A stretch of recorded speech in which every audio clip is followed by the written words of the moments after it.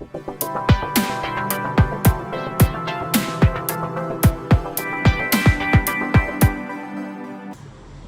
एकादशीच्या पावन पर्वानिमित्त उज्ज्वल भविष्य सामाजिक संस्था आणि माणुसकी प्रतिष्ठान यांच्या संयुक्त विद्यमाने आयोजित करण्यात आलेल्या एक दिवस तरी वारी अनुभवावी या उपक्रमाने अलिबागकरांना वारकरी परंपरेचा जिवंत अनुभव दिला।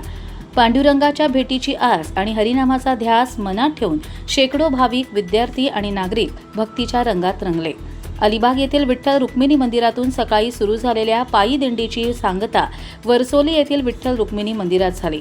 टाळ मृदंगाच्या निनादात ज्ञानोबा तुकाराम आणि विठ्ठल विठ्ठल जय हरी विठ्ठल या अखंड नामघोषाने परिसर भक्तिमय झाला। रामनाथ मराठी शाळेतील 40 ते 50 विद्यार्थ्यांनी उत्स्फूर्त सहभाग घेत वारकरी संस्कृतीचा प्रत्यक्ष अनुभव घेतला। धर्मादाय आयुक्त राजेश इंगोले, डॉक्टर कोकणे, जागृती फाउंडेशनच्या जागृती बेलेकर, लायन्स क्लबचे प्रतिनिधी तसेच विविध क्षेत्रांतील मान्यवरांनी उपस्थित राहून उपक्रमाला शुभेच्छा दिल्या।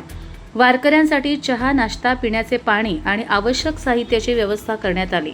अनेक भाविकांना कुर्ते व सदरे वाटप करून सेवाभावाची परंपराही जपण्यात आली।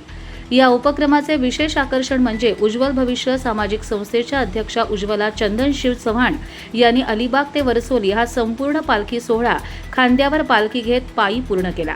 त्यांच्या या भक्तिभावपूर्ण सहभागाने उपस्थित वारकऱ्यांना प्रेरणा मिळाली।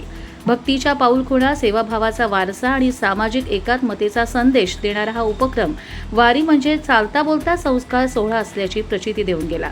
श्रद्धा, संस्कार आणि समाजसेवेचा सुंदर संगम घडवणाऱ्या या वारीने आषाढी एकादशीचा उत्सव अधिक संस्मरणीय ठरवला। कर्जत लाईव्हसाठी अमोल कुमार जैन, रायगड।